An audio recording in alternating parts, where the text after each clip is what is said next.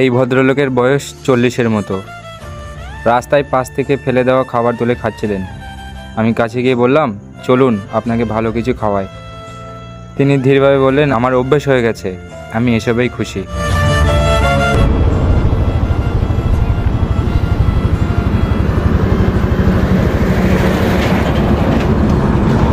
ভাই,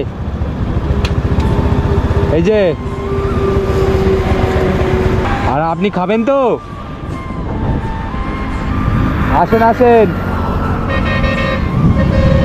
আপনাকে ভালো খাবার দেবো, আসেন আসেন, উঠুন উঠুন আপনি। আর ওইগুলো ভালো খাবার না, আপনি আসুন আমার সাথে, এর থেকে ভালো খাবার দেবো আপনাকে।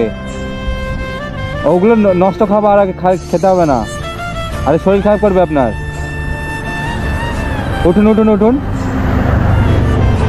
উঠুন না, আপনি এই পাম্পের সামনে আসুন। আর এইগুলো খায় নাকি কেউ? হ্যাঁ, আপনি আসুন ওই তেল পাম্পের সামনে, তেল পাম্পের সামনে আসুন আপনি, ঠিক আছে? চলুন চলুন ওইদিকে। কি অবস্থা!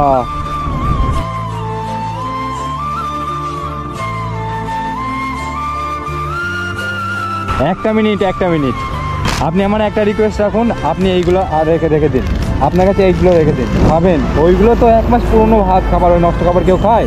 ওই বিস্কুটের প্যাকেটগুলোও নেই। আপনি বললেন যে ভাত খাবেন, কেন ভাতের খিদে নেই? হ্যাঁ, কোথায় বাড়ি আপনার তাহলে? কোথায় বাড়ি?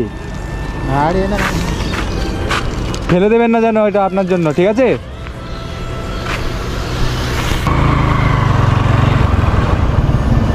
দাদা একটাই রিকোয়েস্ট, ফেলবেন না, খাবেন কিন্তু, ফেলে দেবেন না, কেমন? খাবেন কিন্তু, এগুলো আপনার জন্য কিনেছি আমি, ঠিক আছে?